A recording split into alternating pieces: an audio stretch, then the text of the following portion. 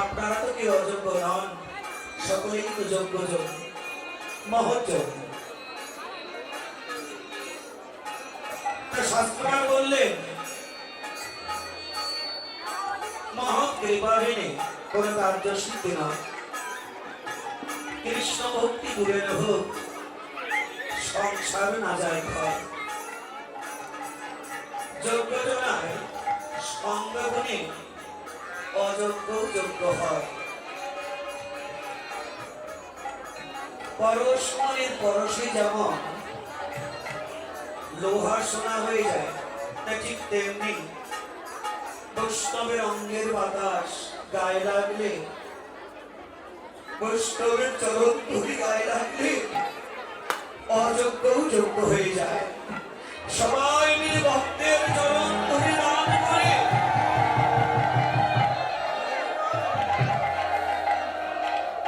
এই অযোগ্যকে আপনারা সকলে মিলে একটু যোগ্য করে তুলবেন।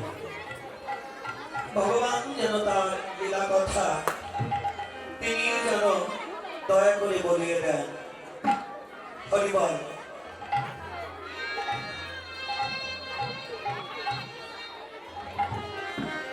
এতক্ষণ যে লীলাটি স্মরণ করলেন বৃন্দাবনের মধ্যাহ্নকালীন লীলা, শ্রীমতী রাধারানী সূর্য পূজা লীলা। বর্তমান আমরা যে লীলাটি স্মরণ করব সকলে মিলিয়ে আশা করেছি সময়কাল অপরাহ্নকাল স্মরণের বিষয় ভগবান শ্রীকৃষ্ণের উত্তর গোষ্ঠ লীলা। তা বৃন্দাবনের যত লীলা আস্বাদনকারী আমাদের শ্রীমৎ মহাপ্রভু, আর স্মরণকারী হল অনন্ত কোটি বিশ্ব ব্রহ্মাণ্ডের স্মরণীয় সাধু মহোজ্জ্বল। আমরা সকলে মিলে আপন আপন গুরু কৃপা শিরে ধারণ করি, গৌরী লীলা স্মরণ করি, বৃন্দাবন লীলা স্মরণ করব। হরে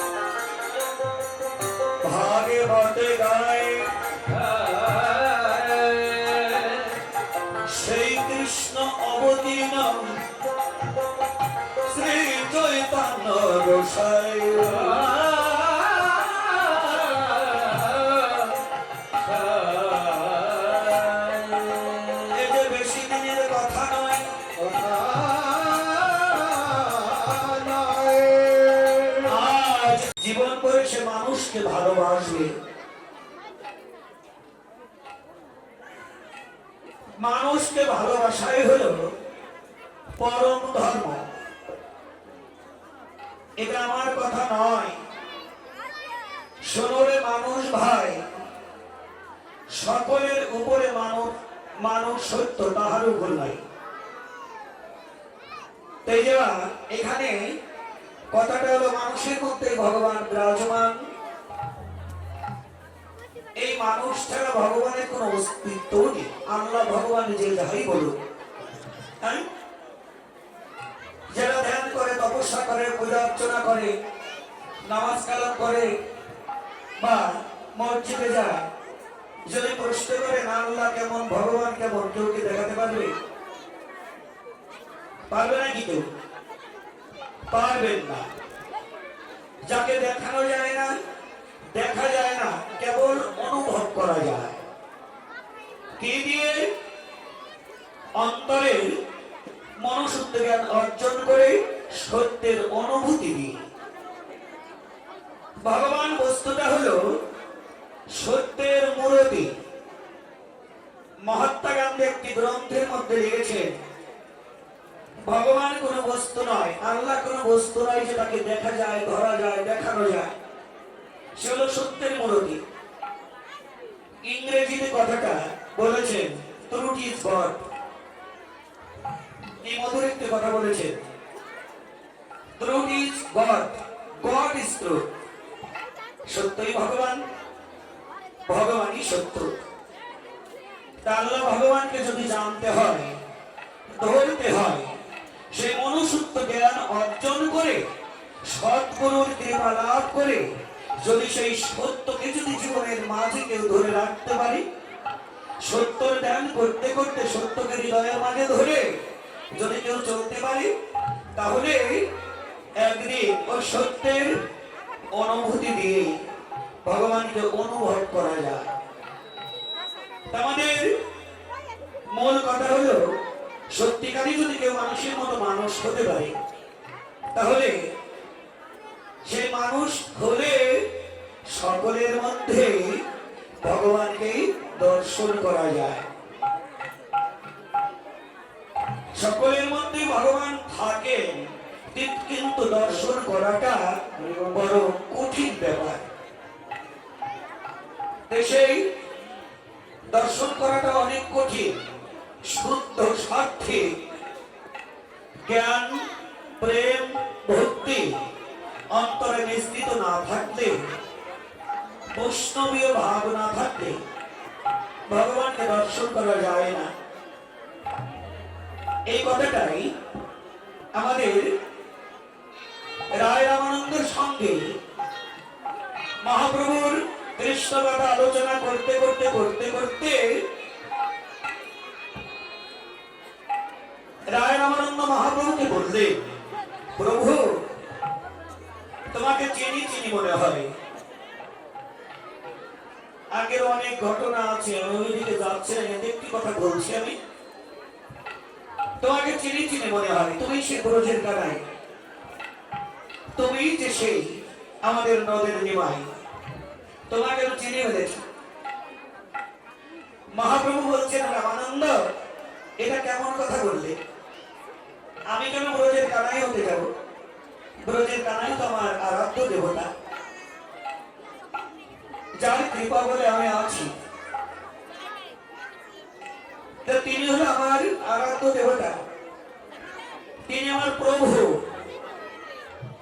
রায় রামানন্দের কথা শুনে মহাপ্রভু এই কথা বলেছিলেন, আমি সাধারণ একজন সন্ন্যাসী।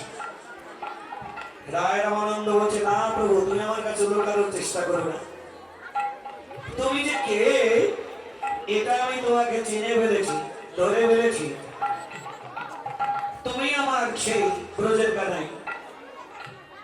এমনই মহাপ্রভু মুচকে হেসে দিয়ে বলছে, রামানন্দ এটা সত্য নয়। কেন নয় জানো? এটা তোমার অন্তরের ভাবনা। কেন জানো?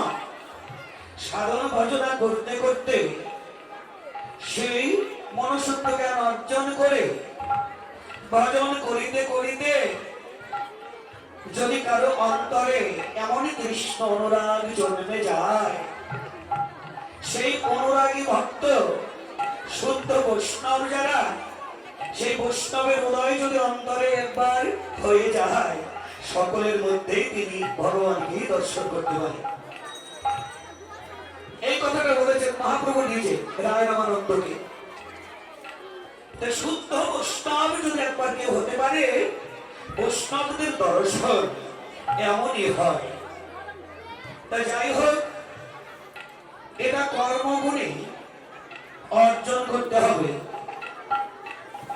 আমি জগতে কি নিয়ে এলাম, কেন এলাম, কোথায় ছিলাম, কোথায় এলাম, জগতে এসে আমার কর্তব্য কি, আমি কি করছি, জগতে কতদিন থাকবো, আবার কখন যেন এই সুন্দর পৃথিবী ছেড়ে আবার চলে যাব।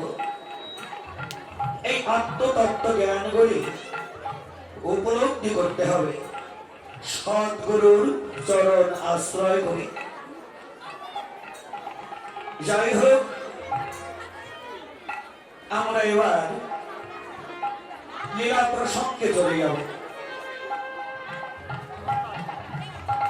বৈষ্ণব কবি গীতকর্তা জগৎবাসীকে বললেন, জগৎবাসী দেখে যাও, আমাদের নদিয়ার বুকে এবার কে এসেছে?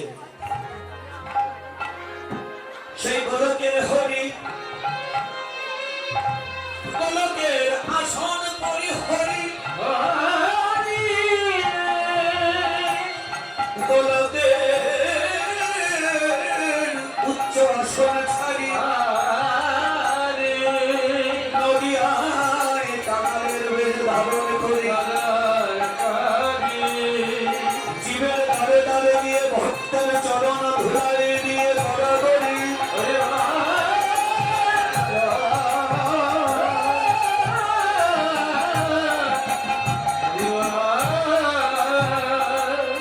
আনন্দ করে গিরিতে গিরিতে বললেন, হে নগরবাসী পুরুষ নারী, ওগো ভাই তোমাদের দুটো হাতে ধরি, ওগো ভাই তোমাদের দুটো পায়ে পড়ি, একবার তোমরা সবাই মিলে তুমি বাহু তুলে বদন ভরে বলো হরি হরি।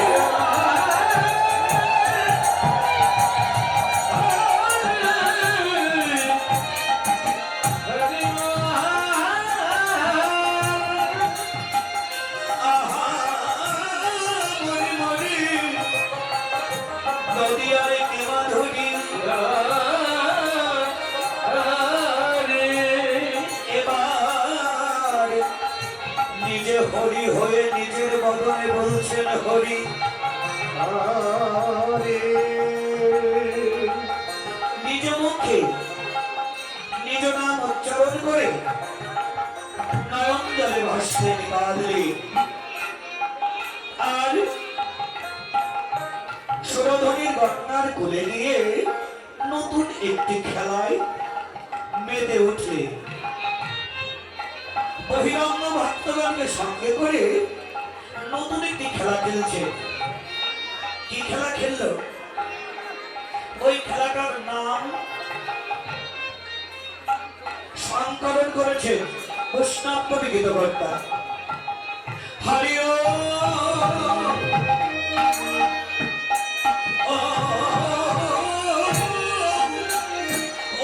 খেলায় বিনোদ খেলা আমার গোড়া গোনা মালে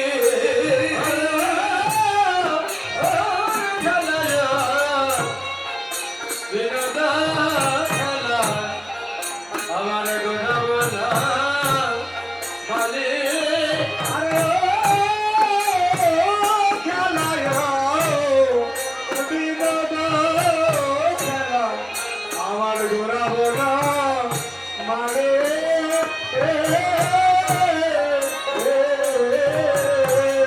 বিনোদ খেলা খেলে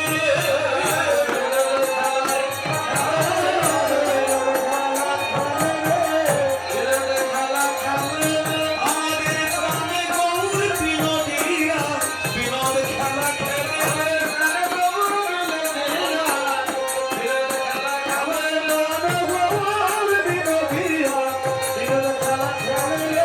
ভক্ত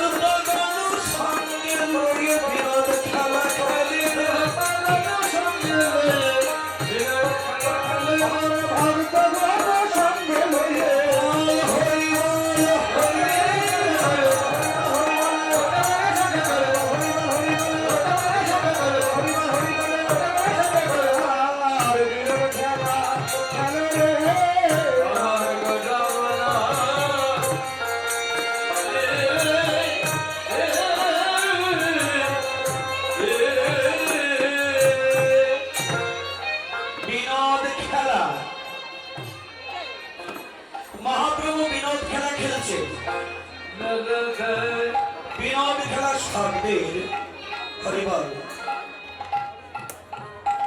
বিনোদ শব্দের অর্থ হলো দুইটি। বিনোদ শব্দের অর্থ দুইটি। বিনোদ শব্দের একটি অর্থ হলো আনন্দময় খেলা, আরেকটি অর্থ হলো নতুন খেলা। ভগবান যুগে যুগে অবতীর্ণ হলেন, গোলকধাম ত্যাগ করে ভোলাকে এলো,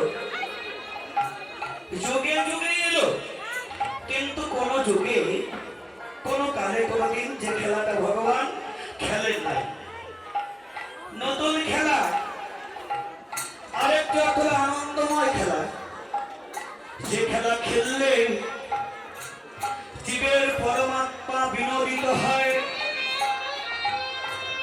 যে খেলা খেললে জীবের অন্তর মনোপ্রাণ আনন্দে ভরে যায়,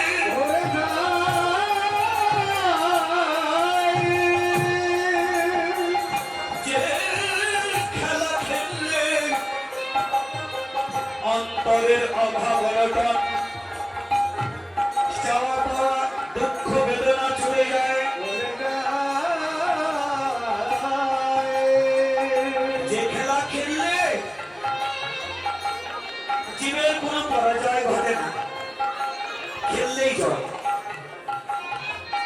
যে খেলা খেললে হারলেও জয়, জিতলেও জয়, এমন একটি খেলা মহাপ্রভু নিজে খেলছে আর অনন্ত করে জীবকে দান করলেন। আয়না সবে ভাই, আমরা সবাই মিলে সেই খেলা খেলাই,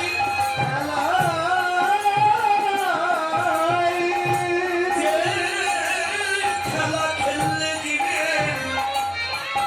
আর জন্ম মৃত্যু নাই।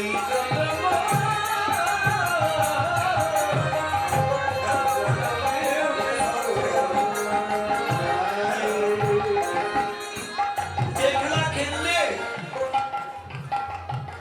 জীবের কোনো পরাজয় ঘটে না, খেললেই জয়।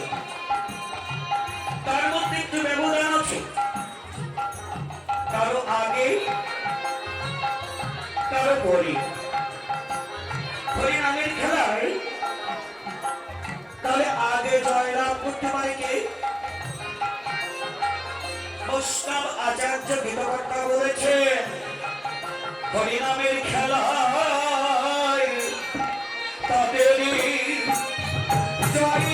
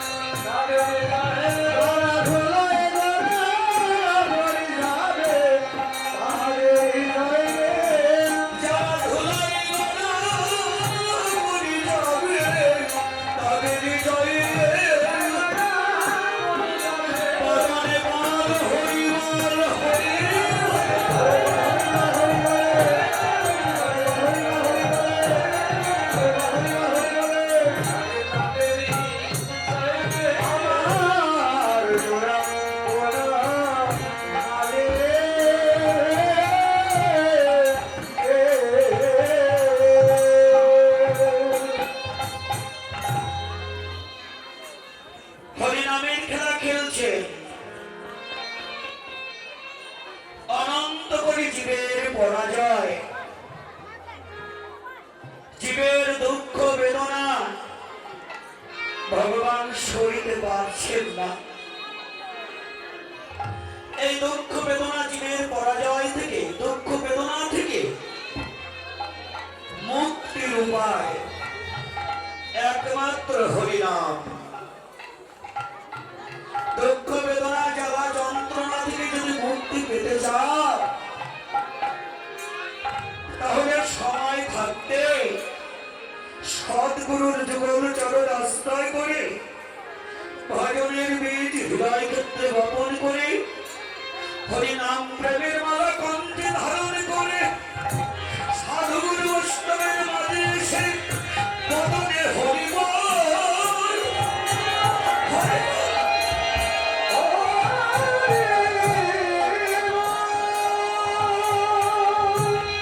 হরি হরি বল হরি বল বলে যদি কেউ ধরায় ধরা করে দিতে পারে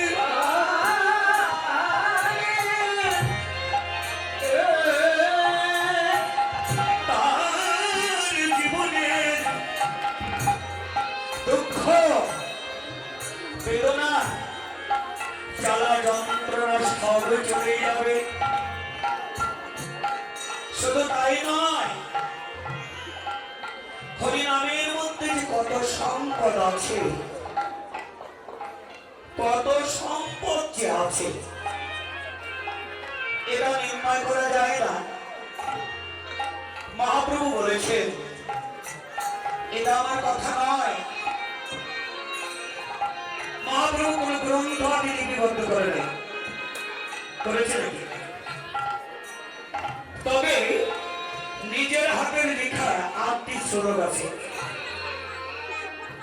আজকে একটু আলোচনা করি। আলোচনা করব হরি কথা শ্রবণ করলে জীবের কি লাভ, হরি নাম করলে জীবের কি লাভ, সাধু সঙ্গ করলে তাতে কি লাভ, সাধুর বাতাস গায়ে লাগলে তাতে কি লাভ, ভক্তের পদধূলি অঙ্গে মারলে তাতে কি লাভ। এটা বলেছে মহাপ্রভু 8টি শ্লোক, তার মধ্যে প্রথম শ্লোকে বলেছে 7টি লাইন। প্রথম লাইনে বলেছে চেত দর্পণ মানে জানা, দ্বিতীয় লাইনে বলেছেন ভব মহাদাবানের নির্বাপন, 3 নম্বর লাইনে বলেছে শ্রেয় কৈরব চন্দ্রিকা বিতরণ, 4 নম্বর লাইনে বলেছেন বিদ্যা বধূ জীবন, 5 নম্বর লাইনে বলেছেন আনন্দ বুদ্ধি বর্ধন, 6 নম্বর লাইনে বলেছেন প্রতিপদে গুরুমৃত সাধন,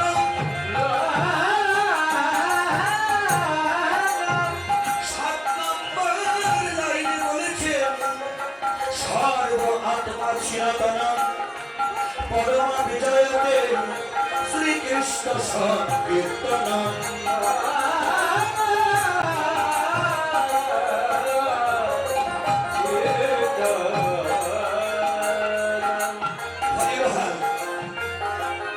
সমস্ত কীর্তনীয়রা এই শ্লোকটি বলে, কিন্তু শ্লোকটার প্রত্যেকটি কথার মধ্যে যে মাধুর্য মণ্ডিত রস আছে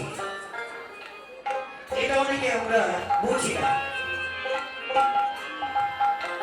প্রথম লাইনে বলেছে চেত দর্পণ মার্জনা, অর্থাৎ হরিকথা কৃষ্ণ কথা শ্রবণে, হরিনাম শ্রবণে প্রথম লাভ হলো চেত দর্পণ মার্জন হবে।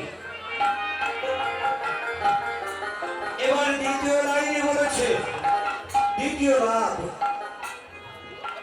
জ্বালা যন্ত্রণা থেকে মুক্তি হবে, ভব মহাদাবাগ্নি নির্বাপন,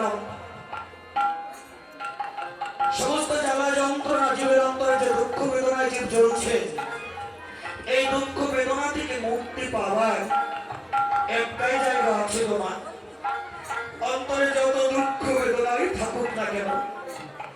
অনেক দুঃখী মানুষটা যদি একবার এই সাধুর বাজারে এসে বদলে হরি বল বলে ভক্তের চরণে ধরে গলা করে দিতে পারে,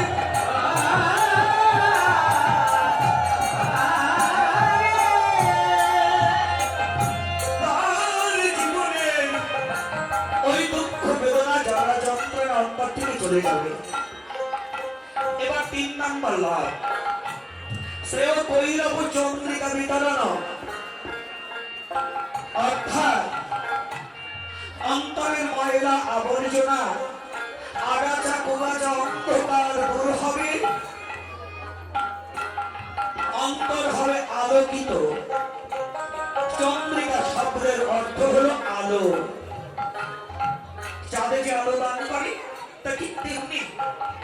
অন্তরটা হবে পরিষ্কার আলোকিত। 4 নাম্বার লাভ, বিদ্যা বন্ধু জীবন।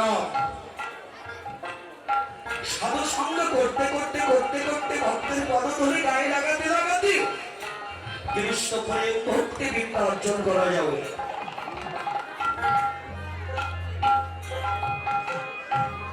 আর কৃষ্ণ করে ভক্তি বিদ্যাটা এমনই বিদ্যা গো বাবা, যে বিদ্যাটা অর্জন করবে আপনার সমস্ত বিদ্যার মূল্য আপনি পাবে। আর লেখাপড়া করে গ্রন্থ আদি পাঠ করে যত বিদ্যা অর্জন করেন আপনি, ওই ভক্তি বিদ্যাটা যদি একবার অন্তরে যদি না জানবে, তার জীবনে সমস্ত বিদ্যা হয়ে যাবে নিষ্ফল, কোনো লাভ হবে না। হ্যাঁ, যত বিদ্যা অর্জন করেছিলেন, ডিগ্রি পেয়েছিলেন, কে ব্যারিস্টারি করে, কে ম্যাজিস্ট্রেট হয়েছে, বিদ্যা অর্জন করেই তো। কিন্তু যত বিদ্যা অর্জন করেছে, ওই বিদ্যার মধ্যে ভক্তি বিদ্যা না থাকলে জীবনের শেষের দিনে গিয়ে দেখবেন সবই শূন্য।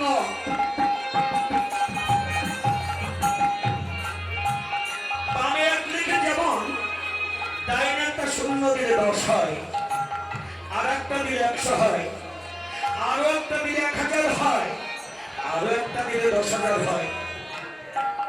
এবার মনে করুন তো, ডান পাশে আপনি শূন্য করে দিয়েছেন, বামে যদি 1 না দিতে পারে, বাম পাশে যদি 1 না থাকে, ওই শূন্যের কোনো মূল্য থাকবে? থাকবে না, শুধুই শূন্য। তা ঠিক তেমনি সমস্ত বিদ্যার মধ্যে যদি ভক্তি বিদ্যা বিস্তৃত করা না থাকে গো মা, জীবনের সমস্ত বিদ্যাই হবে বৃথা বিদ্যা। বেশ, তাহলে ভক্তি বিদ্যা কি করে লাভ করা যাবে? না না না, লেখাপড়া করে গ্রন্থ আদি পাঠ করলে ভক্তি বিদ্যা পাওয়া যাবে না। ভক্তি বিদ্যা পেতে হলে একমাত্র সাধুর বাজারে এসে উঁচু মাথাটা যদি ভক্তের চরণে যত করে দিয়ে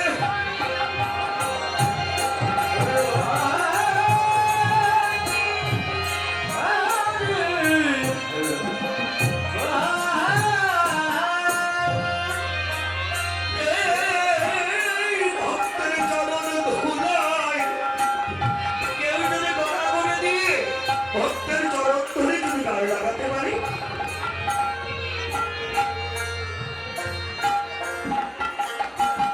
তাহলে জীবনে ভক্তি বিদ্যা লাভ হবে। এছাড়া ভক্তি বিদ্যা লাভ করার কোন রাস্তা নেই। তাই তো মহাপ্রভু অনন্ত করে জীবকে জানিয়ে দিলেন, বুঝিয়ে দিলেন। ও ভাই, শুধু শ্লোকে বলেছে তাই নয়, শ্লোকটাকে লিখেছেন শুধু তাই নয়, ওটা তো মুখের কথা, নিজে আচরণ করে বুঝিয়ে দিলেন। নিজে ভগবান হয়ে ভগবানকে লুকিয়ে ভক্তের চরণ ধুলায় বলে গড়িয়ে গড়িয়ে বদলে হরিবল বলে কাঁদলে। আর অনন্ত করে জীবকে বলছে, ও ভাই, তোমরাও যদি জীবনে ভক্তি অর্জন করতে চাও,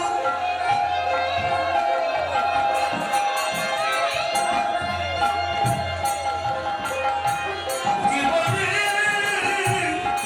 যদি ভক্তি বিদ্যা লাভ করতে চাও, সময় থাকতে গুরুদেবের চরণ আশ্রয় করে সাধুগুরু বৈষ্ণবের মাঝে ছুটে আসো। এই ভক্তের মাঝে এসে ভক্তের চরণে উঁচু মাথা নত করে দিয়ে এই ভক্তের চরণ ধরে তোমরা অঙ্গে মাখো।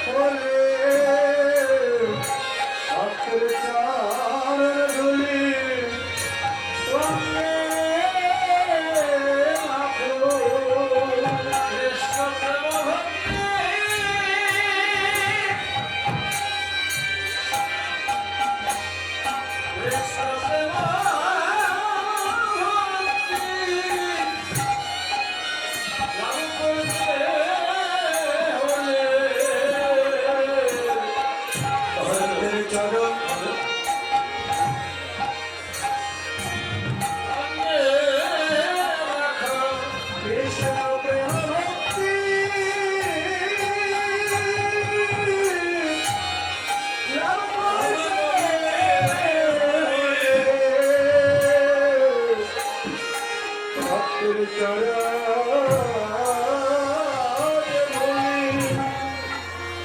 বন্দে মাতরম। জীবনে কৃষ্ণ প্রেম ভক্তি, কৃষ্ণ প্রেম ভক্তি লাভ করতে হলে ভক্তের চরণ ধুলায় যাও বরাবরে। কৃষ্ণ প্রেম ভক্তি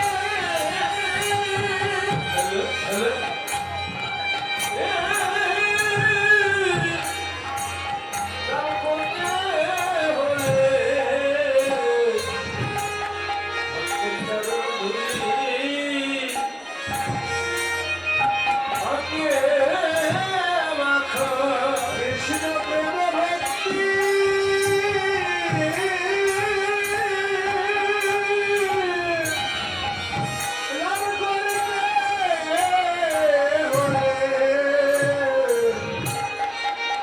চরণ ধুলি বন্দে মাতরম।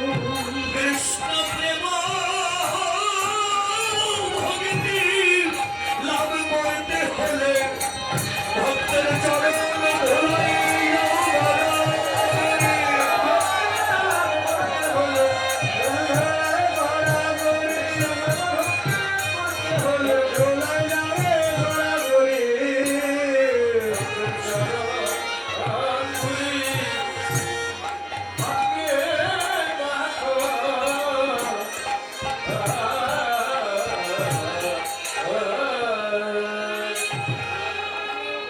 ভক্তি বিদ্যা একবার যদি কারো অন্তরে জন্মে, ওই ভক্তি বিদ্যাতে স্ফুটিত হয় অন্তরে ভক্তি কুসুম। আর ভক্তি কুসুম যদি কারো অন্তরে একবার স্ফুটিত হয়ে যায়, তাহলে ভগবানকে পাওয়ার জন্য তাকে আর কিছু করতে হয় না। ভগবানই তখন আপনার নিকটে ছুটে আসবে। ভগবান আর আপনাকে ছেড়ে দূরে থাকতে পারবেন না। কেন? ফুল যেমন ভ্রমর যেমন ফুলের মধু ছাড়া প্রাণ বাঁচে না, ভগবানের ঠিক তেমনি ভক্তের অন্তরের ভক্তি মধু ছাড়া ভগবানও আছে না গো। হ্যাঁ, এই জন্য গাছে যেমন ফুল ফুটলে ভ্রমণী অনেক দূর দূরান্ত ফুলের কাছে ছুটে আসে, তা ঠিক তেমনি এই জগতে যদি কোনো ভাগ্যবান ভাগ্যবতী এই সাধুর বাজারে এসে, ভক্তের বাজারে এসে ভক্তের চরণ ধুলি গায়ে লাগাতে লাগাতে একবার যদি কারো অন্তরে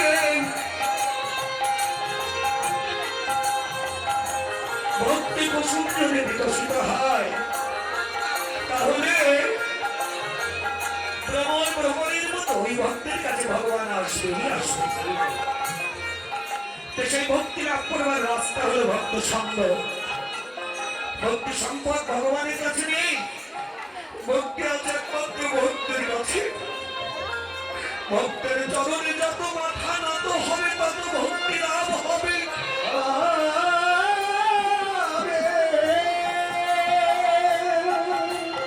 হ্যাঁ, 5 নম্বর লাইনে বলেছেন আনন্দম পরিবর্তনম।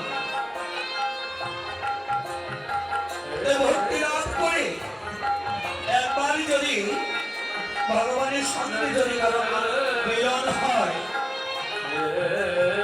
তাহলে তার জীবনটা হয়ে যায় আনন্দময়। আনন্দম পরিবর্তনম। 6 নম্বরে বলেছেন প্রতিপদেই পূর্ণামৃত সাধনম।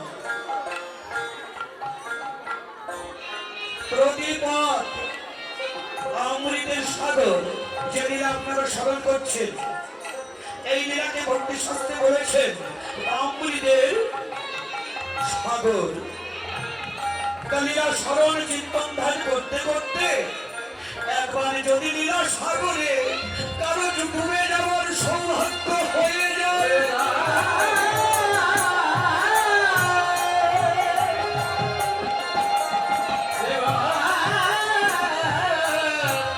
তাহলে লীলা সাগরে ডুবলে তাদের লাভ হলো 7 নম্বর লাইনে বলেছেন, সর্ব আত্মা সনাতনম।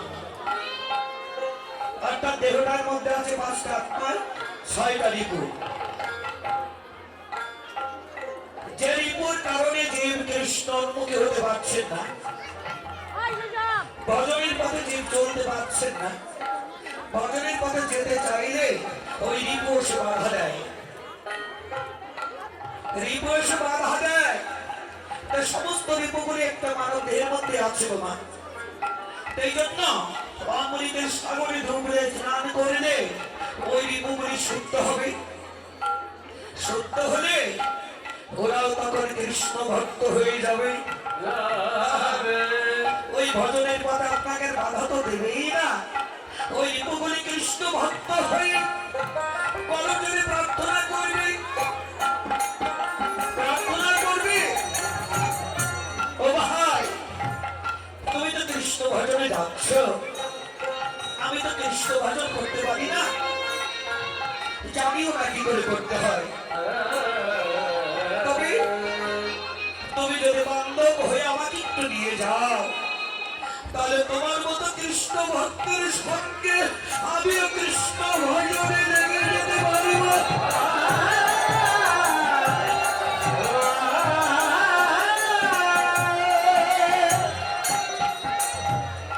কতগুলি লাভ আছে দেখেছেন তো? সাধু সঙ্গ করলে হরিকথা কৃষ্ণ কথা শ্রবণ করলে যে কত লাভ, কম্পিউটার দিয়ে হিসাব করে বলা যাবে না। তাই তো মহাপ্রভু অনন্ত করে জীবকে বললেন, হে জীব, সময় থাকতে থাকতে হরিনামকে জীবনের সম্বল করো। তেমনি করে হরিনামের খেলা খেলছেন, খেলায় অভিনব খেলা গোড়াবো নমালি, হরিনাম ভজন করে ভক্ত মণ্ডলী।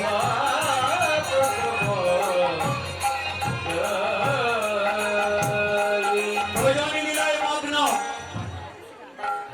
গঙ্গার কোলে বসে বসে যে যা ভজনের দ্রব্য নিয়ে এসেছিল, খেলা খেলতে খেলতে খোলা লেগেছে তো এবার মহাপ্রভু কি করলেন, সমস্ত ভক্তদেরকে জড়ো করে বসে বসে ভোজন করছেন। ভোজনের মধ্যে হঠাৎ পশ্চিম আকাশের দিকে তাকিয়েছেন মহাপ্রভু, দেখলেন বেলা ডুবো ডুবো, বেলা ডুবো ডুবো দিকে ভক্তদেরকে ডাকছেন, অভিদাস অভিরাম, দেখ দেখ ভাই, আমি বেলাতে ডুবে যাই রে, আর তো খেলার সময় নাই,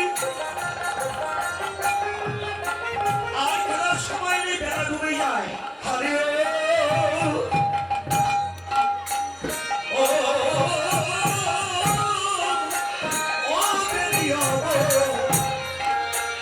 অবস্থান হেবি তারা গৃহেতে চলিলা।